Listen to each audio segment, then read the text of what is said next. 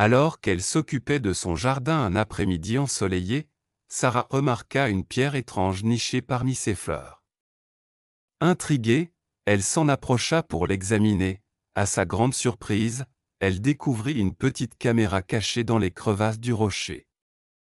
Au début, sa curiosité était piquée. Qui placerait une caméra dans son jardin? Et dans quel but? En scrutant l'appareil, elle se rendit compte qu'il diffusait toujours des images en direct. Ce constat lui glaça le sang, qu'il observait à chaque instant, dans ce havre qu'elle considérait comme son sanctuaire. Mais avant de commencer, activez le bouton « J'aime », abonnez-vous si ce n'est pas déjà fait, et activez la cloche pour ne rien manquer des prochaines histoires. Sarah s'essuya le front en souriant, prenant un instant pour admirer son jardin. Le soleil de l'après-midi réchauffait ses épaules tandis qu'elle s'agenouillait parmi les fleurs colorées, inspirant le parfum frais des roses et de la lavande. Jardinier était toujours son refuge, une échappatoire paisible face au stress du quotidien. Mais aujourd'hui, quelque chose était différent. Une étrange sensation persistait à la lisière de sa conscience.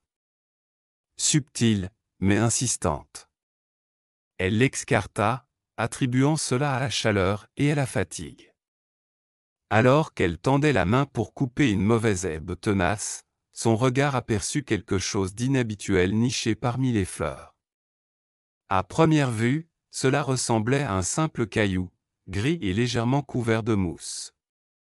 Pourtant, son emplacement paraissait étrange, comme s'il avait été placé là avec soin. La curiosité éveillée, Sarah se pencha, plissant les yeux pour mieux voir. Son cœur manqua un battement lorsqu'elle remarqua un petit éclat de verre dissimulé dans une crevasse. Ses doigts tremblèrent légèrement alors qu'elle ramassait le caillou, le retournant doucement dans sa main. Elle prit une grande inspiration. Inséré dans la pierre se trouvait un minuscule objectif de caméra, à peine visible, mais indéniable. Une toute petite lumière rouge clignotait régulièrement, indiquant qu'il était toujours actif, toujours en train d'enregistrer. Sarah sentit un frisson parcourir son échine, son pouls s'accéléra. Son esprit tournoyait, confus et effrayé. Qui aurait pu installer une caméra cachée dans son jardin? Depuis combien de temps y était-elle? Et, plus troublant encore, qui les observait? Elle jeta instinctivement un coup d'œil autour d'elle, se sentant soudainement exposée et vulnérable. Son havre de paix avait été violé. Le sentiment de confort et de sécurité avait disparu en un instant. Sarah se releva brusquement, serrant fort le rocher caméra contre elle, le cœur battant à tout rompre. Elle se précipita à l'intérieur de la maison, verrouillant la porte derrière elle.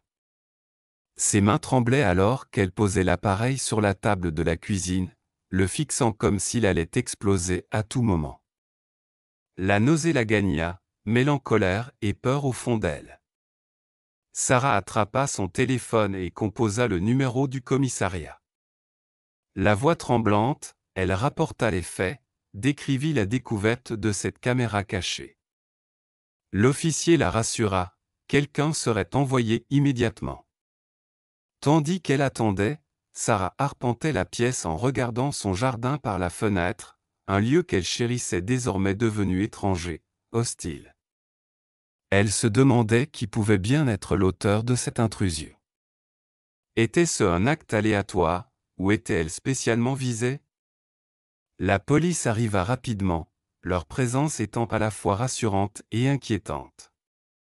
L'officier Daniels, un homme d'âge moyen à l'allure posée, examina l'objet avec précaution. Il confirma la suspicion de Sarah, c'était bien une caméra cachée, transmettant les images en direct sans fil. Nous allons l'emporter pour analyse, dit Daniel doucement en déposant l'appareil dans un sac de preuves. Nous inspecterons aussi votre propriété pour repérer d'autres dispositifs. Avez-vous une idée de qui aurait pu faire ça? Sarah secoua la tête, se sentant démunie. Non, je ne vois personne qui voudrait m'espionner. Je n'ai jamais eu de problème avec quiconque.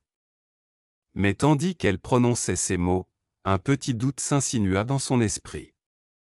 Il y avait eu des tensions récemment avec son voisin, Greg Thompson. Des disputes avaient commencé pour des détails, plaintes pour le bruit, limites de terrain, divergences mineures. Mais dernièrement, Greg était devenu de plus en plus hostile, la regardant d'un air noir lorsqu'il se croisait de part et d'autre de la clôture, marmonnant des choses à mi-voix. Greg pouvait-il vraiment avoir commis un acte aussi invasif? Sarah hésita avant de partager ses soupçons avec l'officier Daniels. Il hocha la tête pensivement, tout en prenant des notes. Nous allons enquêter. En attendant, restez vigilante et prévenez-nous si quelque chose d'autre vous semble suspect. Lorsque les policiers partirent, Sarah se sentit vidée, à bout émotionnellement. Elle verrouilla toutes les portes et fenêtres, les vérifiant 2 fois. Le sommeil lui échappa cette nuit-là, la paranoïa s'immisçant dans chaque ombre, chaque grincement de la maison. Le lendemain matin, la nouvelle se répandit dans le quartier. Amis et voisins se succédèrent, offrant soutien, choc et inquiétude. Sarah apprécia leur compassion, mais toute cette attention n'aida qu'à accroître son anxiété.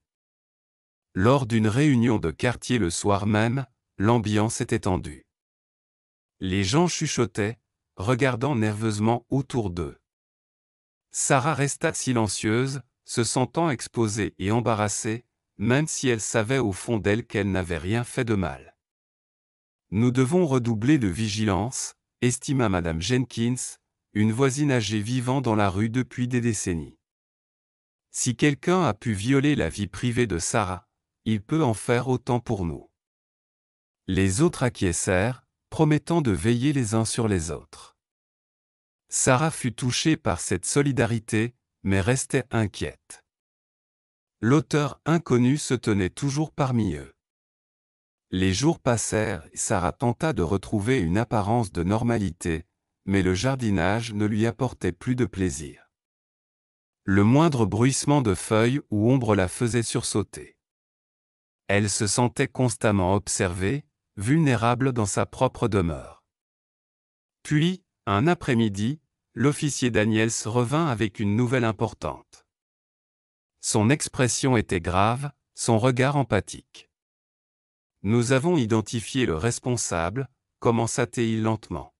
« Vous aviez raison de soupçonner votre voisin, Greg Thompson. » Le ventre de Sarah se serra.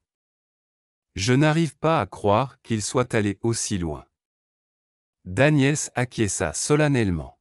« Nous avons trouvé des preuves à son domicile, des enregistrements de la caméra montrant votre routine quotidienne.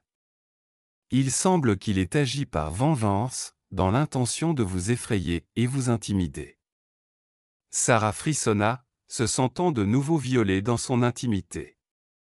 Que va-t-il se passer maintenant? Il a été arrêté et mis en examen. Il ne vous dérangera plus, la rassura Daniels. Mais je comprends que cela n'effacera pas ce que vous avez vécu.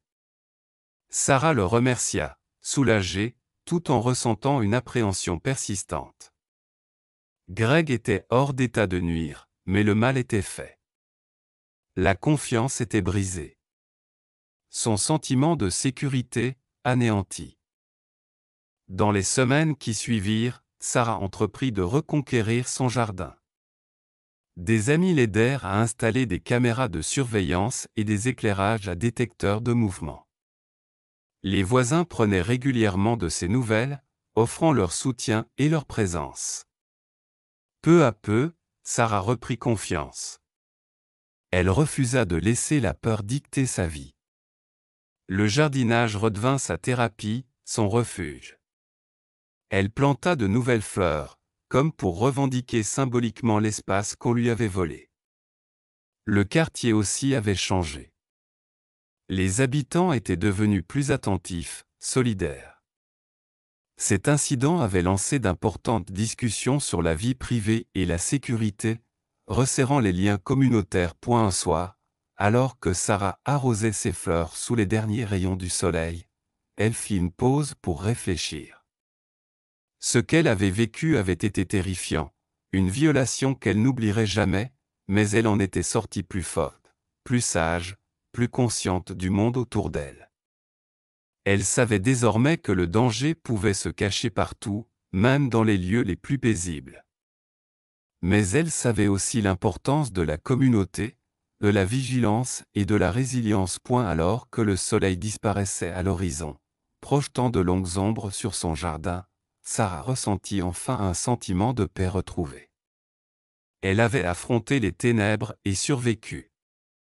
Son jardin était redevenu le sien, un lieu de beauté et de guérison. Et pour la première fois depuis des semaines, Sarah sourit à nouveau, respirant profondément le doux parfum des fleurs, se sentant enfin en sécurité dans son sanctuaire.